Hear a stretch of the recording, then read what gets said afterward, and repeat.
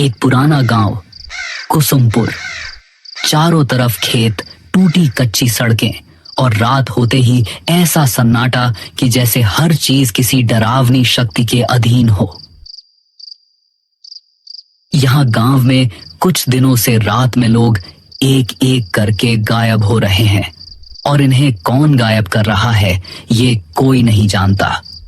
इस वजह से यहाँ के लोग रात में बाहर निकलने से डर रहे हैं। वीरेंद्र शहर में रह रहा था।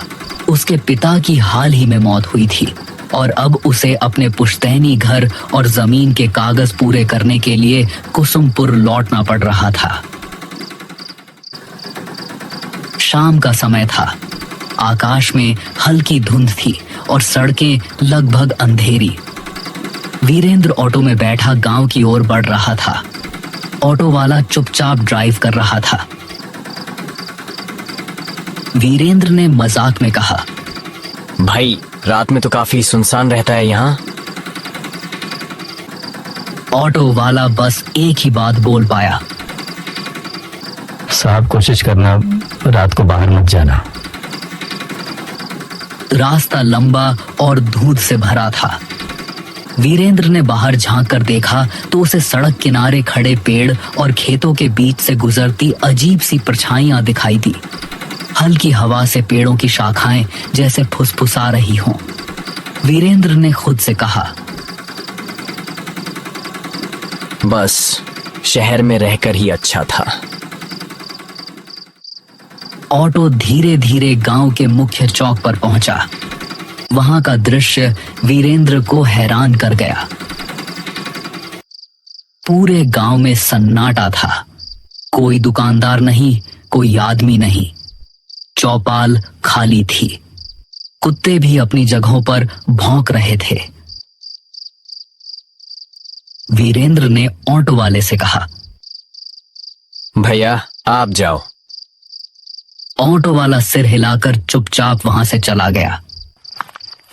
वीरेंद्र अपने पुराने घर की ओर बढ़ा। पुराने रास्ते, टूटी सीढ़ियां और जर्जर दीवारें उसे बचपन की याद दिला रही थीं। घर का दरवाजा अजीब तरह से बंद था। वहीं उसे अपनी बचपन की दोस्त मंजरी दिखाई दी। मंजरी अब अकेली रह रही थी। उसका चेहरा थका हुआ और डरावना लग रहा था। मंजरी ने धीरे से कहा, और वीरेंद्र इतने साल बाद कैसे हो? क्या हालचाल है? और यहाँ आना कैसे हुआ? हाँ मंजरी, मैं ठीक हूँ। मैं बस अपनी पुश्तैनी जमीन का कुछ काम पूरा करने आया था। लेकिन यह बताओ, ये गांव में इतना सन्नाटा क्यों है? वीरेंद्र, हर रात यहाँ कोई ना कोई आदमी गायब हो जाता है। कोई आवाज नहीं, कोई निशान नहीं। बस सुबह जमीन पर एक काला निशान मिलता है, जैसे किसी ने उन्हें जला दिया हो। वीरेंद्र ने हंसकर कहा, मंजरी, ये सब मनगढ़ंत बातें हैं। गांव वाले डरावनी कहानियां बनाते हैं। अगर तुम इसे हल्के में लोगे तो शायद बाद में पछताओगे। रात में बहुत अजीब चीजें होती हैं।